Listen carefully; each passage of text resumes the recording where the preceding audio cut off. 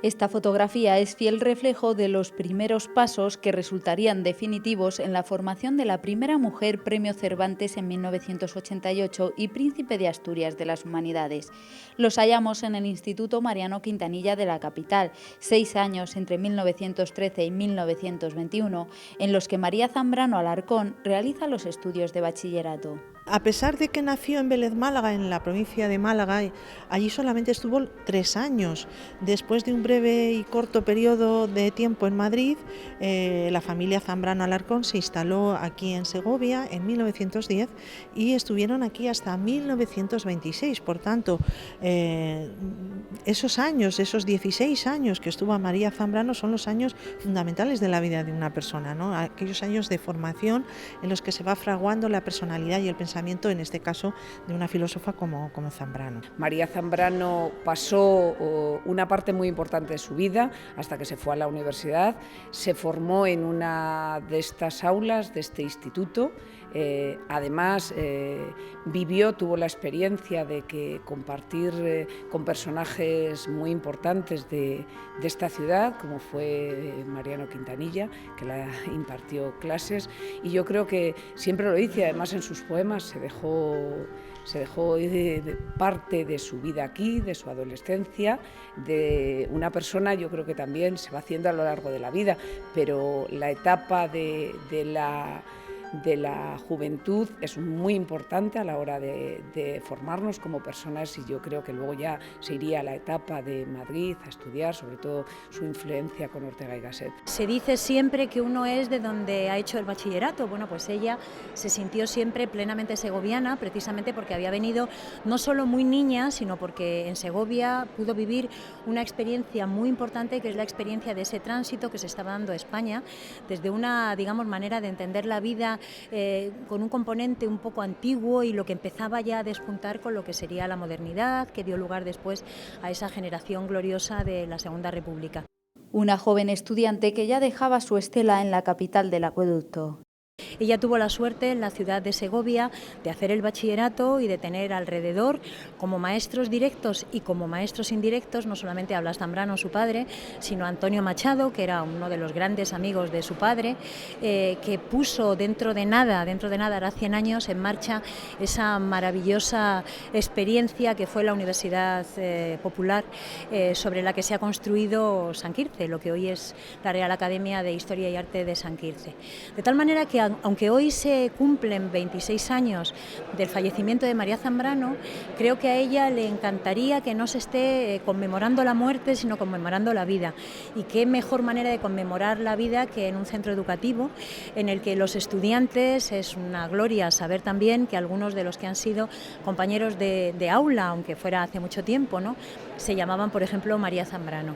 y que algunos de los profesores del claustro, aunque a ellos no les hayan dado clase, se llamaran, por ejemplo, Antonio Machado, Mariano Quintanilla o tantos nombres fundamentales, no solamente para la ciudad de Segovia, sino para entender, desde luego, la cultura española y yo me atrevería a decir que la cultura europea del siglo XX. Una personalidad cautivadora, era una persona que cautivaba con la palabra.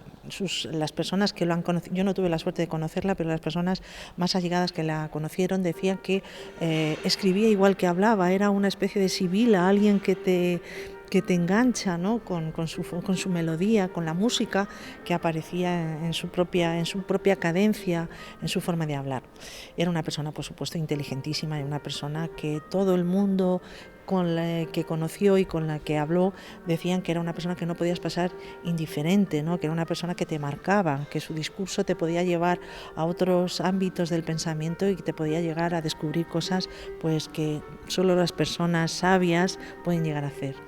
26 años después de su fallecimiento, se ha decidido que una placa recuerde a esta filósofa y ensayista en la entrada del centro en el que se formó en la adolescencia, y que la biblioteca de este instituto y de la Escuela Oficial de Idiomas porte su nombre. Un orgullo y al mismo tiempo una responsabilidad el estar impartiendo clases por parte de nosotros, la Escuela Oficial de Idiomas, y del Instituto Mariano Quintanilla, en las mismas aulas, en el mismo centro donde estuvieron la gran filósofa como alumna y el gran poeta Antonio Machado como profesor, ¿no? María Zambrano fue estudiante aquí y bueno, nos parece un referente cultural importantísimo como Antonio Machado, y lo hemos intentado hacer coincidir, le pareció bien a la Fundación María Zambrano, que va a tener sede en Segovia, con el 25, en este caso el 26 aniversario de su fallecimiento, de igual forma que la placa que ya existe en memoria de Antonio Machado se puso en el 25 aniversario del fallecimiento del poeta. Además, durante los próximos 2 meses se puede visitar una muestra de 6 paneles que nos introducen en la vida de esta escritora y filósofa que pasó 45 años en el exilio, en países como Italia, Cuba, México y Suiza. Es una vida muy, muy dura. Estuvo 45 años exiliada. Ella llegó incluso a decir que su verdadera patria, el lugar donde más había vivido era justamente el vacío, el no lugar, la no patria, ¿no? Por tanto, llegó a decir que el exilio era su verdadera patria. Y bueno, pues es una experiencia muy dura, imagínate, cambiando de país continuamente, sin un trabajo fijo ni estable, con bastantes penurias económicas, y en el último periodo de su vida incluso pues llevando consigo la enfermedad, la ceguera, tenía problemas de cataratas ya en los últimos años de su vida. Bueno, una vida muy dura, muy sacrificada por la defensa de los ideales democráticos de España, ¿eh? Sus estudiosos reconocen que María Zambrano siempre tuvo en la memoria a Segovia y anheló su regreso. Nunca volvió, pero siempre la llevó en la memoria. Fíjate que en 1965, cuando ella salió en 1939, cuando llevaba muchos años de exilio, escribió un texto precioso que se llama Un lugar de la palabra Segovia, donde recordaba con una nitidez estupenda, maravillosa, cada uno de los rincones de la ciudad. No solamente eso, sino que hizo de la ciudad el escenario simbólico de su propia filosofía, de su concepto de la palabra, del logos. Asoció a cada rincón, por ejemplo, el lugar de San Marcos, el barrio del pan, decía que era como la palabra, una palabra que se crea para darse, para consumirse en comunión, ¿no? Señala, por ejemplo, el silencio del espacio de San Nicolás, el lugar sagrado de San Juan, es decir, todos los espacios, los diferentes espacios de la ciudad, los utilizó como símbolos explicativos de su propia concepción de la filosofía. Yo creo que no se puede hacer mejor homenaje a Segovia que justamente este texto. Y recuerdan su extensa obra entre el compromiso cívico y el pensamiento poético, que no fue reconocida en España hasta el último cuarto del siglo XX. Lo más admirable de todo, cómo el exilio no acabó derrotando a María Zambrano, cómo se supo sobreponer a las circunstancias adversas de su vida, y eso da cuenta de la enorme vocación que tenía María Zambrano, cómo su vocación filosófica está por encima de las circunstancias históricas. Yo creo que esa es la verdadera vocación de una maestra, ¿no? De una pensadora que supo estar por encima incluso de los tiempos, más allá de la altura de los tiempos. Ella decía que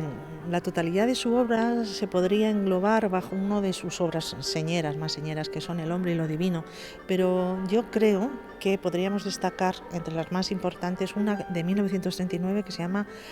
Filosofía y poesía, en la que ella anuncia de una manera incipiente su razón poética. Después, por supuesto, El hombre y lo divino, y yo creo que la tercera gran obra de María Zambrano es Claros del bosque, la publica en 1977, y ahí ya vemos la razón poética en marcha, ya vemos concretarse esa razón poética que ella ha ido persiguiendo a lo largo de su vida y que fructifica al final de su vida cuando ya alcanza la madurez filosófica.